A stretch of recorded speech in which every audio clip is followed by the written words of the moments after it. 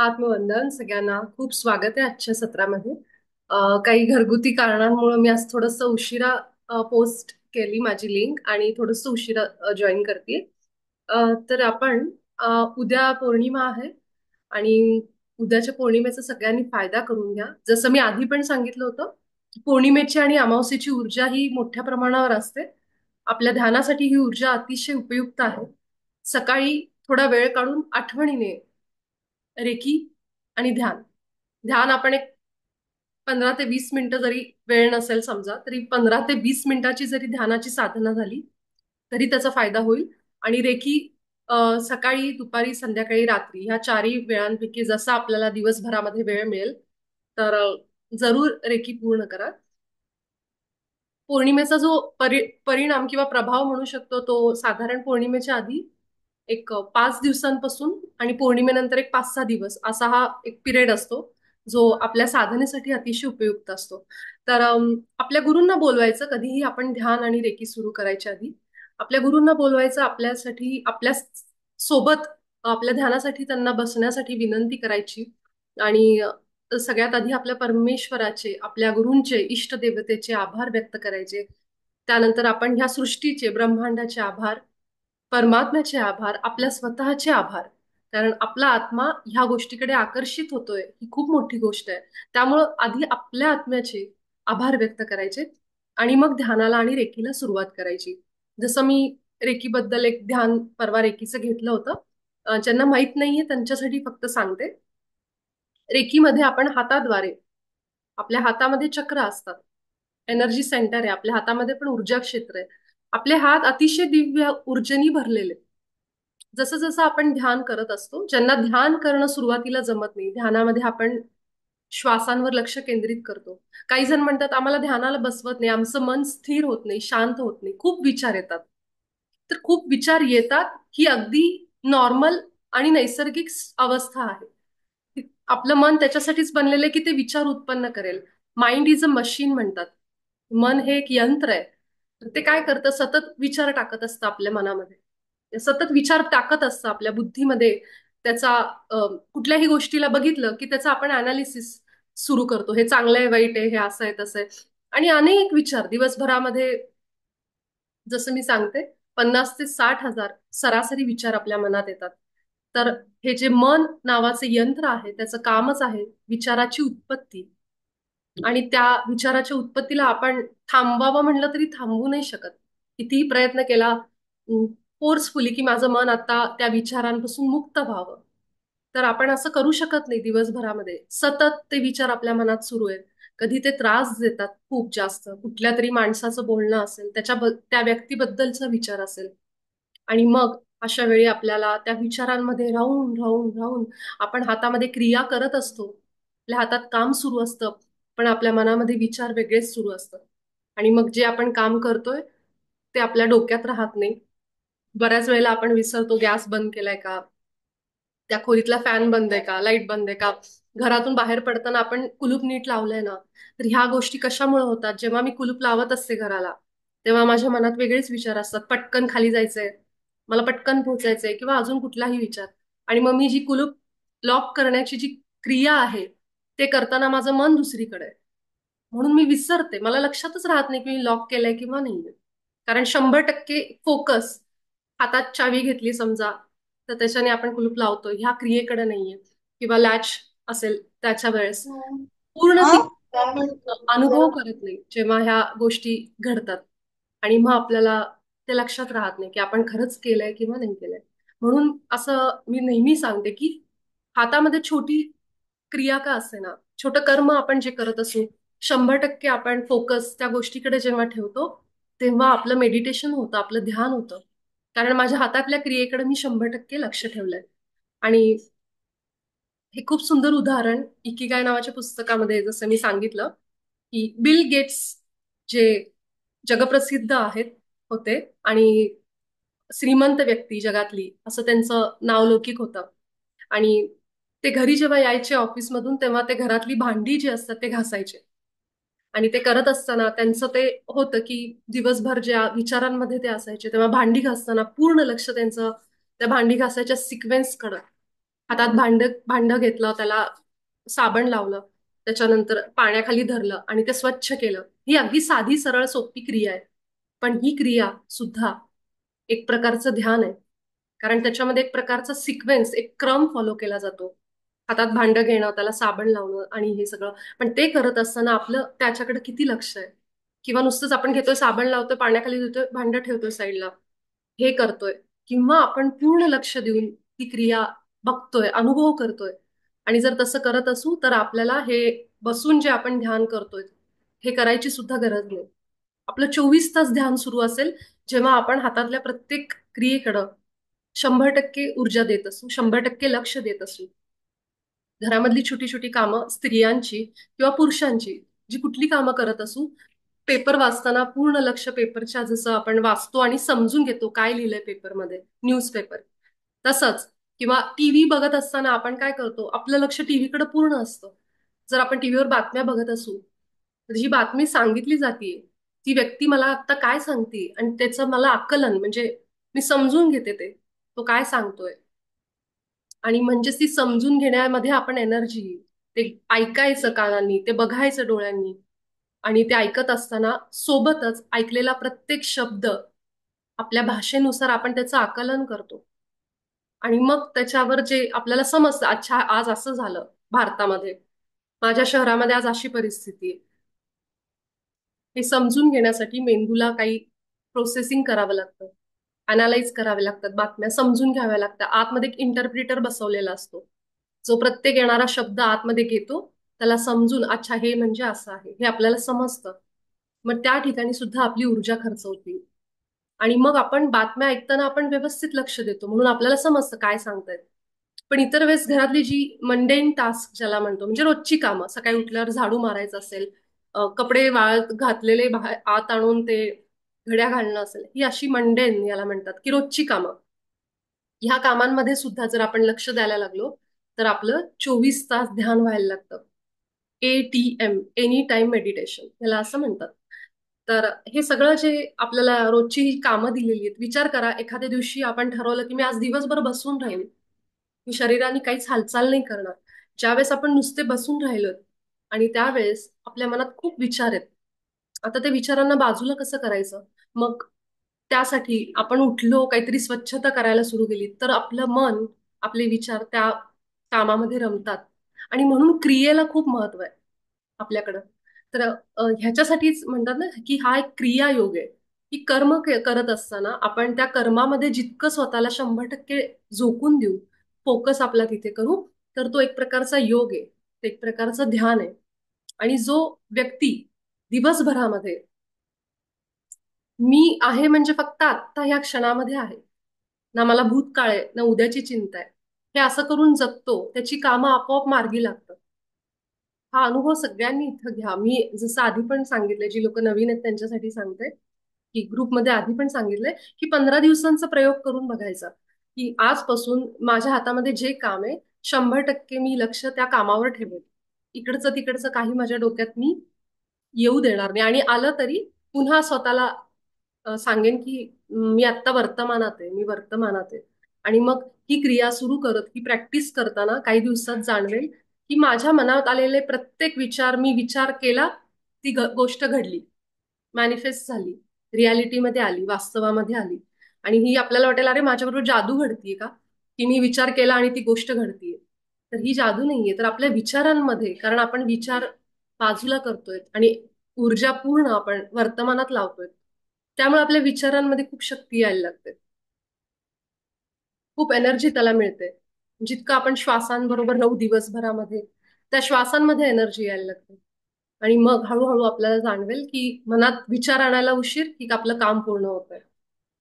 तर ह्या गोष्टी घडतात. पण आपल्याला जर त्याचा अनुभव घ्यायचा असेल, तर हे हे सुरू करावं लागेल. मी सांगितलं म्हणून विश्वास बसत नाहीये किंवा विश्वास बसतोय, तरी पण ह्या एक प्रयोग म्हणून का होईना आपण हे सगळ्यांनी करून बघितलं पाहिजे. ह्याच्यामुळे आपल्याला जाणवेल की शरीराचे रोग सुद्धा, आजार सुद्धा कमी झालेत, जर आपण फक्त आणि फक्त वर्तमानात राहत असू तर. मी जसं सांगते, प्लॅनिंग खूप करणं, विचार अति, ओव्हर थिंकिंग, अति विचार करणं, हे कारण असतं आपल्या शरीरामधल्या रोगांना इन्व्हिटेशन असतं. खूप विचारांमध्ये आपण जर बसलो, तर जी एनर्जी आपली आहे ती सगळी एनर्जी त्या विचारांमध्ये लागते.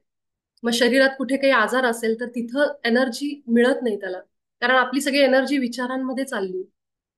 आणि मग अशा वेळी डॉक्टर म्हणतात गोळ्या घेतायत, औषधं घेतायत, सगळं चालू आहे. पण मग आजार कमी का नाही होते? कारण गोळ्या औषधं घेऊन त्या बॅक्टेरिया सोबत लढण्यासाठी ते मदत करेल. पण जी एनर्जी पाहिजे, ऊर्जा पाहिजे, ती सगळी विचारांमध्ये चालली. तुमचं शरीर हील होण्यासाठी, स्वतःला बरं करण्यासाठी तुम्ही त्याला एनर्जीच देत नाहीये, ऊर्जाच देत नाही. कारण सगळी ऊर्जा कोण घेतंय? तर आपलं डोकं, आपलं दिमाग, आपलं ब्रेन प्रोसेसिंग करतंय त्या विचारांवर, सतत सतत विचारांमध्ये. आणि म्हणून ह्याचा परिणाम असा आहे की जी लोक ध्यानाला लागतात आणि ध्यानामधून का होईना, तेवढ्या वेळ का होईना, शिकतात की मन कसं शांत करायचं, विचार कसे शांत करायचे, त्या लोकांना 40 दिवसाच्या साधनेनंतर शरीरातला आजार कमी झाल्याचा अनुभव येतो. तर ह्याचं कारण तेच आहे की आपण विचारांमधली शक्ती आपल्या शरीराला द्यायला सुरुवात झाली. म्हणजे म्हणतो ना, विचार ऊर्जा जी आहे ती आपण दुसऱ्या भागाला त्याला वळवलंय. तर ती सगळी शरीरात चालली. 2 वर्ष झाले मी माझ्या मायग्रेनवर एक सुद्धा गोळी घेतली नाहीये. मी अनुभव पुन्हा सांगेन हा सगळ्यांना. मला खूप जास्त मायग्रेनचा त्रास होता. मला अर्धा जो भाग असतो, तो अर्धा भाग मला अर्धा एक तास दिसायचाच नाही. आणि मग मी ऑफिसमध्ये असले, कुठे बाहेर असले आणि मला जर तो अटॅक आला नेमका असा मायग्रेनचा, तर मी पूर्ण, हे जर पूर्ण भाग आहे हा अर्धा, तो मी बघू शकत नव्हते. इतकी जास्त मला मायग्रेनचा त्रास झालेला आहे. आणि मग मी ऑफिसमध्ये अर्धा पाऊण तास मी डोकं खाली करून तशीच बसून राहायचे काम न करता. आणि त्याच्यावर सगळे औषध गोळ्या माझ्या झाल्या, सगळ्या. सगळे डॉक्टर्स झाले पुण्यातले, अजून कुठले, पण त्याचा परिणाम मला मिळाला नाही. खाण्यामध्ये फार काही मी चमचमीत असं काही मसालेदार खात नव्हते जास्त, पण मला तो त्रास होता. आणि जसं मी ध्यानाला सुरुवात केली तर त्या साधनेमध्ये मला एके दिवशी खूप एनर्जी जाणवली माझ्या डोक्यामध्ये. आणि मला असं जाणवलं की माझ्या ह्या भागातून काहीतरी ओढलं जातंय. आणि ते कुणीतरी व्हॅक्युम क्लीनर लावावा तसा. आणि ती एनर्जी सगळी इथून इथून माझ्या कानातून बाहेर पडलेली मला जाणवली. आणि तो शेवटचा दिवस होता ज्याच्या नंतर मला जवळजवळ आता 2.5 वर्ष होत आली, मला मायग्रेनचा एकही परत एकदाही त्रास झाला नाहीये. कधीच मी 2.5 वर्ष झाले मी सर्दी, ताप, खोकला झालं मला, पण मी गोळी कधीच घेतली नाहीये.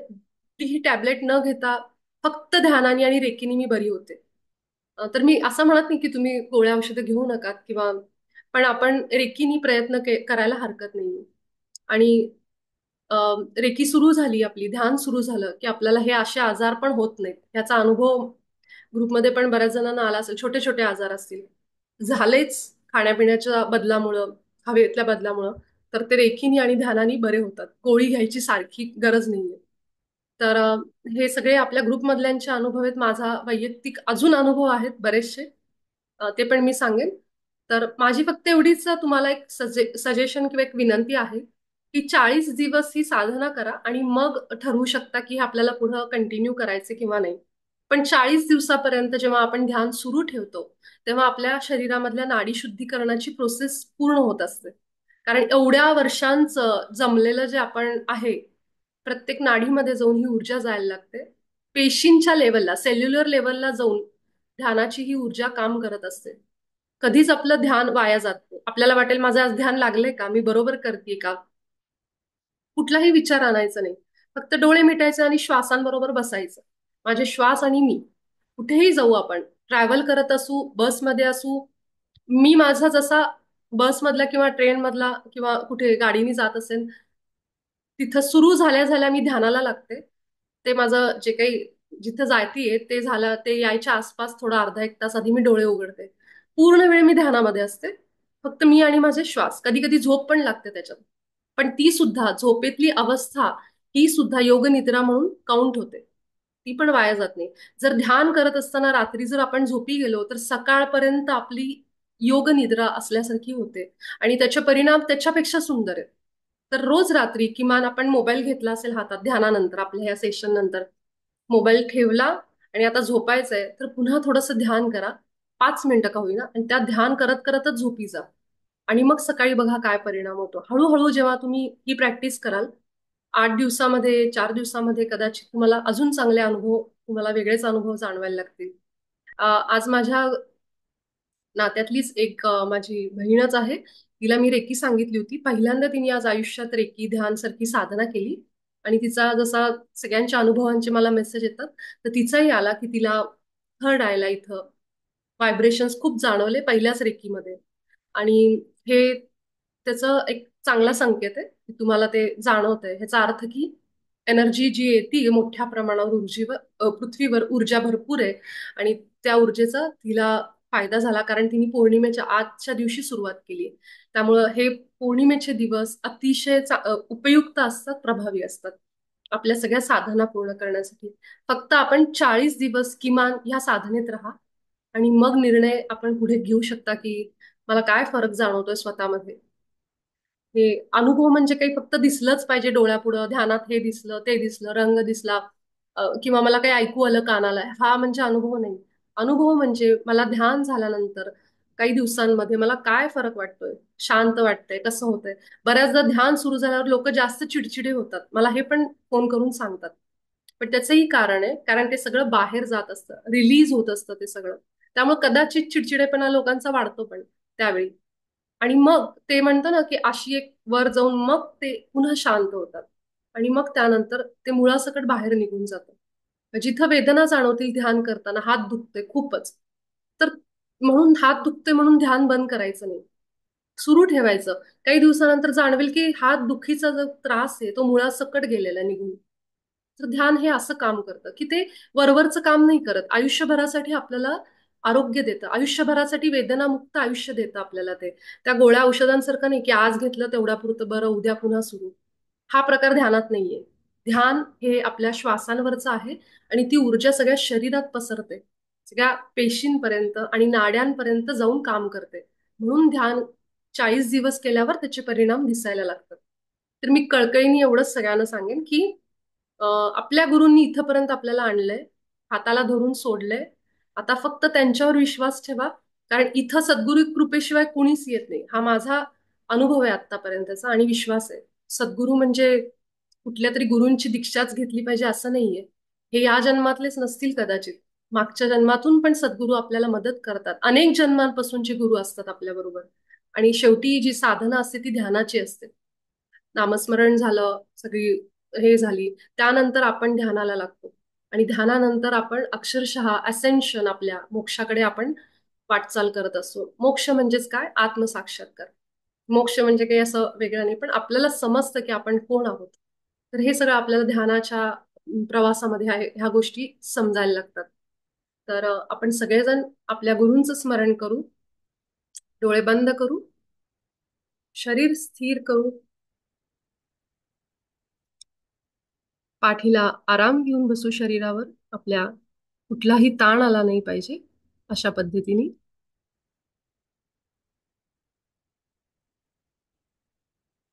आणि सगळ्यात आधी आपण आपल्या हृदयावर जाऊ, हृदयावर श्वास अनुभव करू आपले.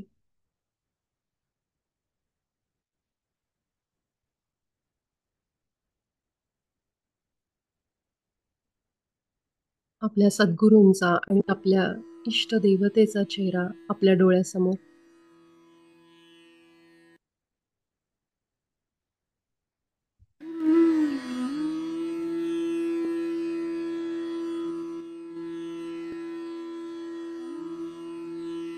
सर्वप्रथम आपल्या गुरूंचे आणि इष्टदेवतेचे आभार व्यक्त करू.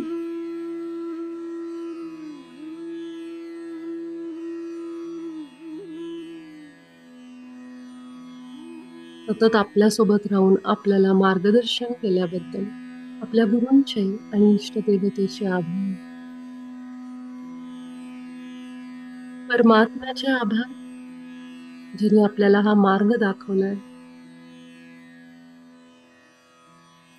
वेळोवेळी संकटामध्ये, आलेल्या प्रत्येक परिस्थितीमध्ये योग्य मार्गदर्शन केले.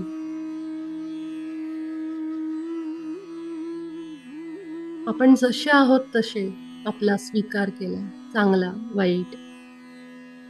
माझं कर्म असेल, माझे विचार असतील चांगले किंवा वाईट, माझी वाचा चांगली किंवा वाईट असेल, मी जशी आहे तशी परमात्म्याला आवडते याची मला पूर्ण खात्री आहे. कारण मी आत्मा म्हणून एक परिपूर्ण आहे, एक प्रकाश आहे मी.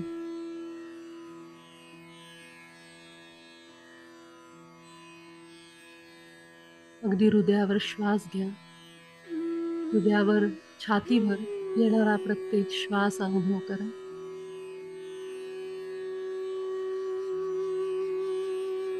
आणि अगदी आतून, हृदयातून आपल्या गुरूंना स्मरण करा. गुरूंचं स्मरण, गुरूंचा चेहरा,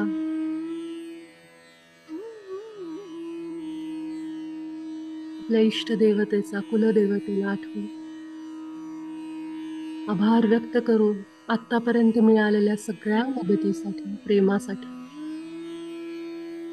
एखाद्या लेकराप्रमाणे आपला सांभाळ केला त्यासाठी.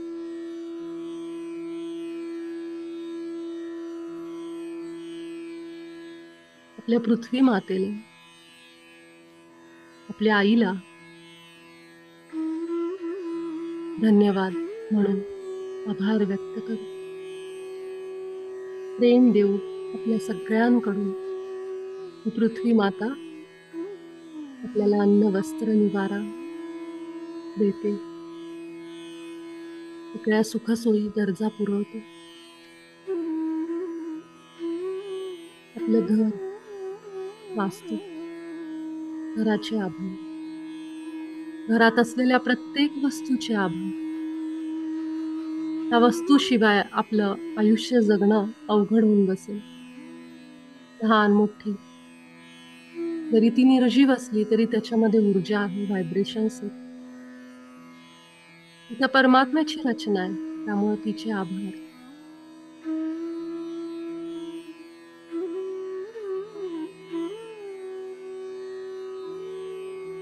संपूर्ण ब्रह्मांड त्याच्यामध्ये ते ग्रह, तारे, निसर्ग आहे, प्रकृती आहे, झाडं असतात, प्राणी, पशु, पक्षी, जीव, जंतू. सर्व रचना परमात्म्याच्या आहेत. ही एकच चेतना आहे जी आपल्या सगळ्यांमध्ये वाहते. पक्षाच्या रूपाने, प्राण्याच्या रूपाने, सापाच्या रूपाने, जीवजंतूंच्या रूपाने, सगळीकडं कणाकणात, चराचरात फक्त परमात्मा आहे, फक्त परमचैतन्य आहे. माझ्या आतमध्ये, प्रत्येक व्यक्तीच्या आतमध्ये ती शक्ती होती.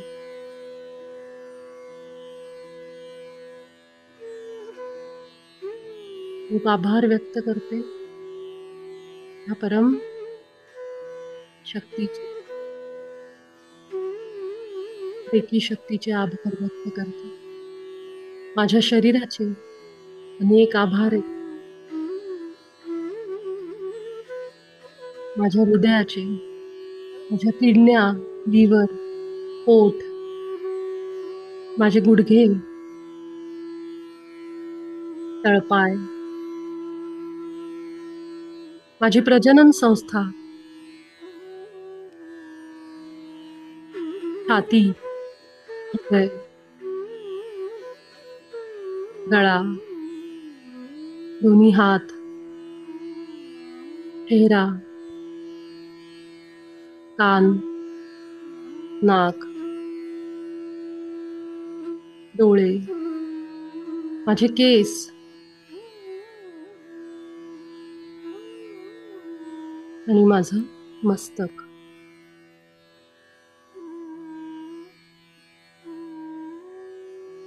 सर्व पेशी, सर्व अवयव, सगळ्या रक्तवाहिन्या, रक्त, हाडं,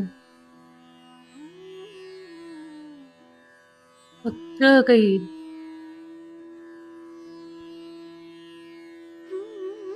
परम अद्भुत रचनेचा एक भाग आहे. त्यासाठी परमात्म्याचं कौतुक आहे आणि आभार आहे.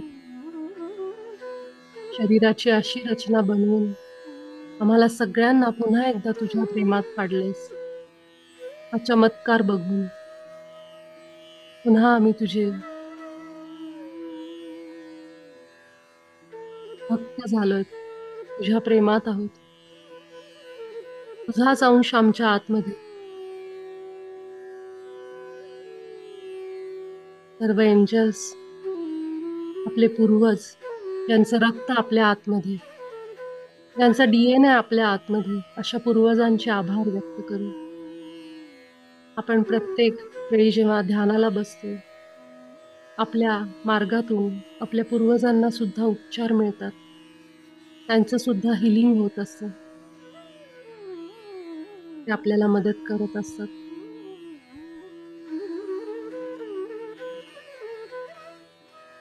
पूर्ण लक्ष आपलं आता हळूहळू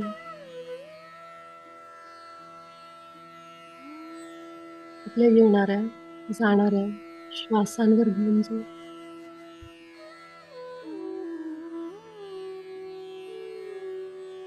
पुढची 15 मिनिटं आपण आपल्या श्वासांवर संपूर्ण लक्ष केंद्रित करू. विचार आला तरी सुद्धा लक्ष पुन्हा श्वासांवर. आपला श्वास घशापर्यंत जातोय किंवा छातीत किंवा पोटात, आणि पुन्हा तो कसा बाहेर पडतोय हे सगळं बघायचंय.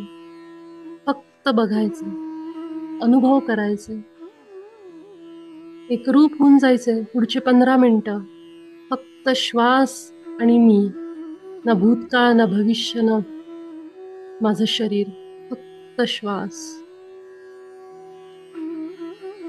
पूर्ण लक्ष केंद्रित.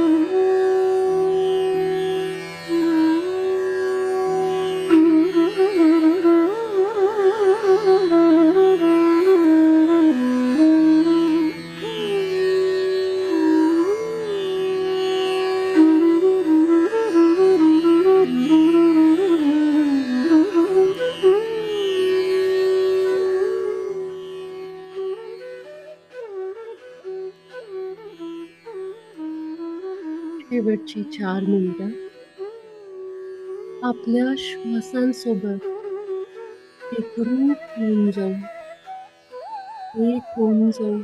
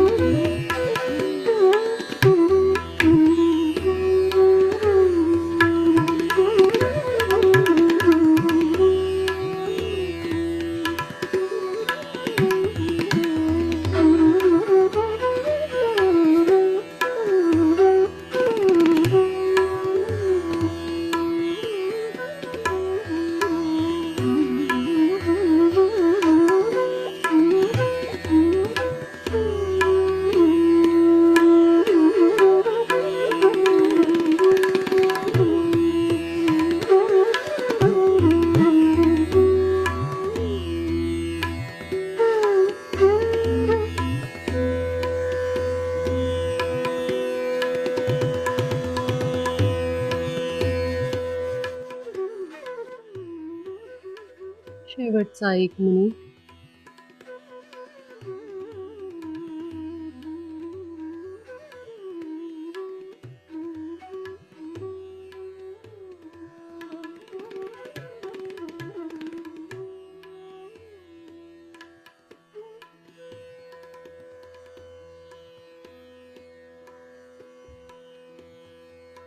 आपलं मन, विचार, शरीर सगळं संपूर्ण शांततेत आणि स्थिर झालंय.